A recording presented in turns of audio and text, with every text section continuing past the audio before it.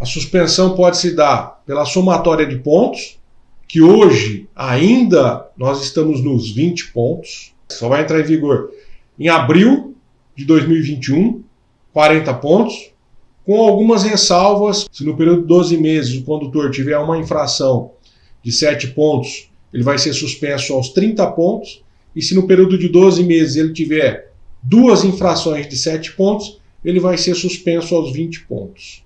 Então, hoje, pela somatória, 20 pontos. Ou por uma única infração que gera suspensão. Embriaguez ao volante, uma única infração que gera suspensão. Um exemplo claro. A suspensão, ela é temporária. O condutor fica sem dirigir durante um determinado período, faz uma provinha de reciclagem e depois volta a dirigir. E a cassação? A cassação, eu diria para vocês, que é a perda do direito de dirigir. O cidadão perde o direito de dirigir.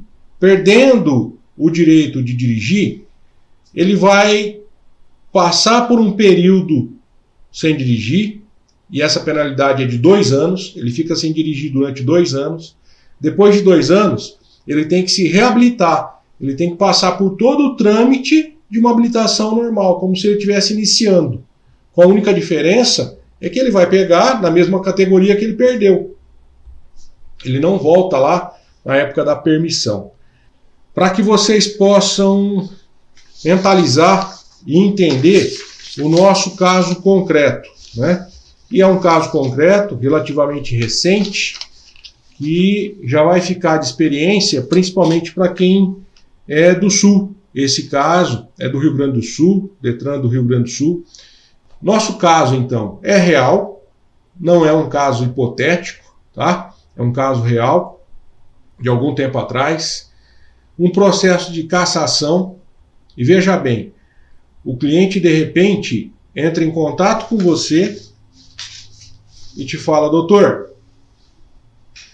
estou com um processo de cassação, estou com um problema grave, porque se for mantido o bloqueio na minha habilitação, eu vou perder uma grande oportunidade de emprego.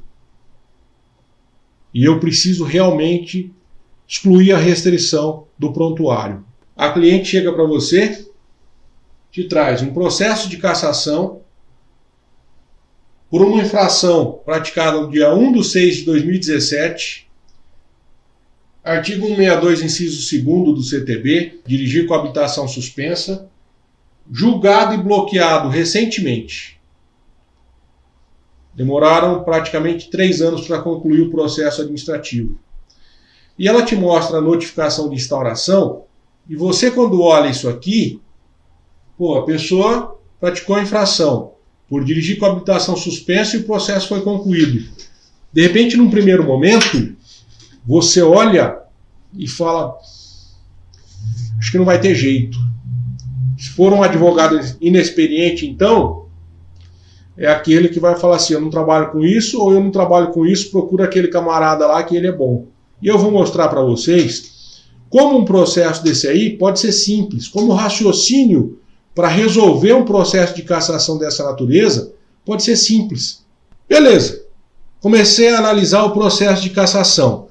E aqui eu mostro para vocês, e de certa forma vai ser uma análise breve, porque depois que você entende como é que funciona, fica fácil de entender o procedimento. Vamos lá. Infração em 1/6, artigo 162, inciso 2º, julgado e bloqueado.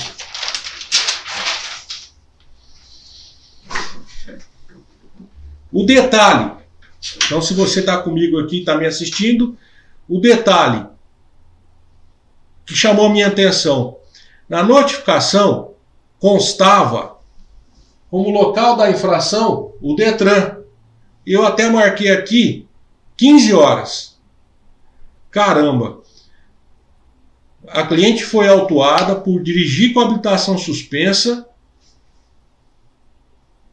no Detran às 15 horas.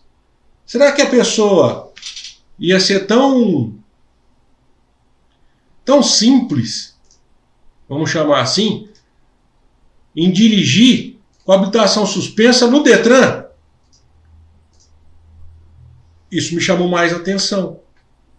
Que estranho.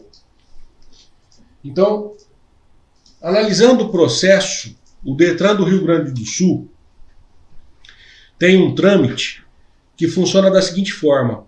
O proprietário tem o seu cadastro de CNH bloqueado. O seu veículo pratica uma infração. Exemplo, estacionamento irregular, foi autuado, mas o condutor não foi identificado. Não sendo identificado, o Detran constata que aquela infração ocorreu no período em que a habilitação estava bloqueada e lança uma nova autuação. No presente caso, por dirigir com habilitação suspensa, como se o proprietário tivesse sido identificado no ato, ele não foi identificado no ato, ele foi presumido, e eles lançam essa nova autuação por dirigir com habilitação suspensa. E olha o absurdo, a meu ver, com todo respeito ao Departamento de Trânsito, mas tecnicamente eu entendo que está totalmente irregular. No presente caso concreto, o que o Detran fez? A pessoa, o veículo da pessoa, foi autuado em 6/4/2017. Essa autuação tramitou dentro do Departamento de Trânsito. O departamento, comprovando que o cadastro do proprietário estava bloqueado anteriormente, veio e lavrou uma infração em 1/6/2017 por dirigir com habilitação suspensa. Por isso que o local da infração era o Detran. Uma situação semelhante às infrações que a gente chama de infrações de balcão. Lavraram internamente dentro do Detran essa infração do artigo 162, inciso 2º, por dirigir com habilitação suspensa. Foi presumido que o proprietário, nesse momento, era o condutor, porque ele não indicou o condutor, não fez recurso, não fez nada. Então o órgão presumiu que o condutor aqui era o proprietário com a habilitação bloqueada, ele lançou a infração do artigo 162, inciso 2º. E o detalhe, uma primeira irregularidade, é um primeiro caminho, mas eu vou mostrar para vocês outro. Essa infração aqui, pelo Manual Brasileiro de Fiscalização, somente pode ocorrer mediante abordagem. Segundo detalhe, se o órgão presumiu que o condutor aqui era o proprietário, a data da infração foi em 6/4 e não em 1/6. Sendo em 6/4, ele teria 30 dias para notificar o proprietário da autuação.